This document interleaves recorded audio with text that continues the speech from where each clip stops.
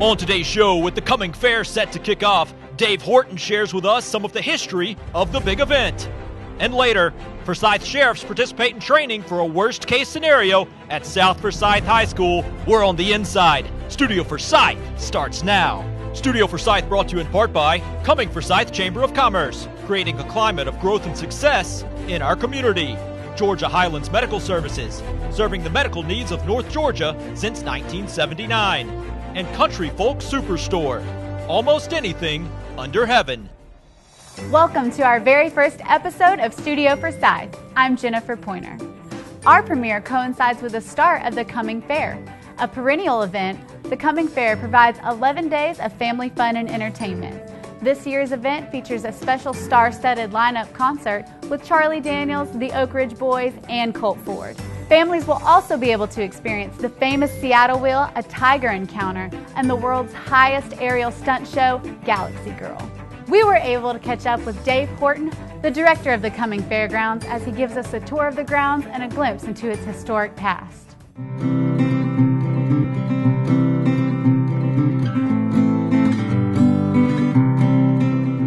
We're down here at the Heritage Indian Village. The mayor and city council started talking about creating a fair back in the, I guess it was in the late 80s, and in the early 90s it finally came into fruition. They decided what they wanted. They saw a lot of this area's history going by the wayside. We were growing so fast here, so they wanted to keep what built this county, which it was a rural farming county. So we had a lot of local people that donated items, cotton gin, sawmill, syrup mill, blacksmith shop. A lot of those items, doctor's office, came from local families. Some of the things hadn't run in 50 years, and our guys beat the rust off of it and made them run again. And so the families are getting to see things that their grandfathers and great-grandfathers grew up with, and so it's kind of neat for the families to see that come back to life. The building that we're at right here is Chief James Van's Tavern. It's sat up there on the Etowah River on the north end of the county. And we have the Bennett Cabin that sits next to this tavern that came off the south end of the county. Both of them are 200-year-old buildings, and we restored them and used them down here in the Indian Village.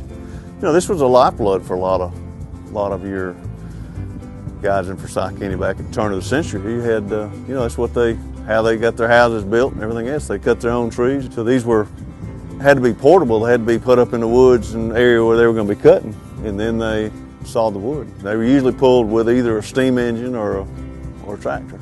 We're getting ready for the 2014 Cumming Country Fair and Festival. It'll be our 20th annual fair.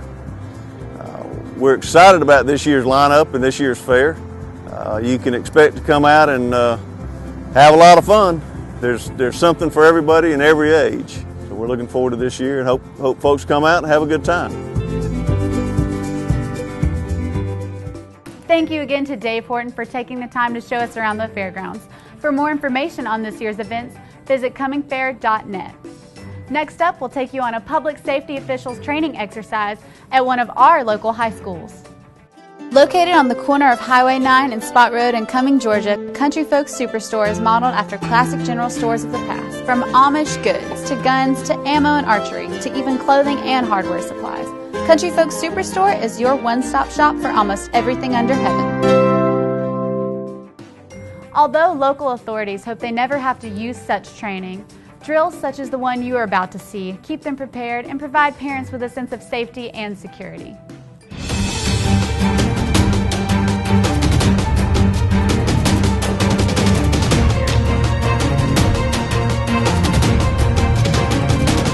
Sheriff Dwayne Piper, Forsyth County Sheriff. Running an emergency scenario in a school incorporated not only all aspects of the sheriff's office, but we included students, parents, the school system, and the fire department. Pretty much brought all aspects that could come into play in an emergency situation. So we did this with the general deputies, the road deputies, the school resource deputies, school administration, teachers, parents, and students. Tactical teams, SWAT teams, get this type of training all the time, which is what we're trying to do a little differently. We're trying to include the training for all officers and bring some parents and students in also. So if, God forbid, a situation like this actually happens, they have a basis, a knowledge basis to draw from to know how to act. Everybody came together very well. The briefings beforehand are very interesting because, of course, everybody wanted to know, well, what do I do in this situation? We have to explain to them, we don't want to tell you that. That's the whole purpose of the exercise.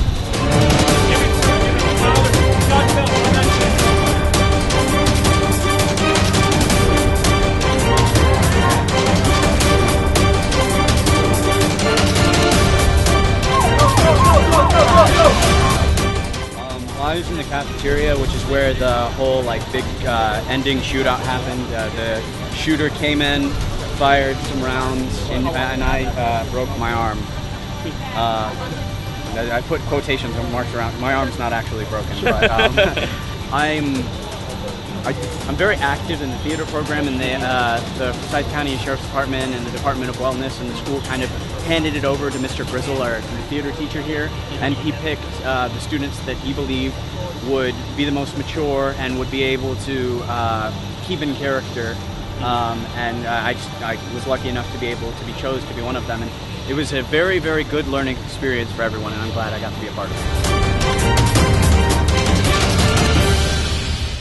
I'd like to give a special thanks to our sponsors, Georgia Highland Medical Services, Country Folk Superstore, and our own Cumming-Forsyth County Chamber of Commerce. I hope you enjoyed our very first episode of Studio Forsyth. Join us at 4 p.m. every Monday, Wednesday, and Friday as we keep you engaged in Forsyth County. From all of us here at Forsyth County News, I'm Jennifer Pointer, and we'll see you on Friday.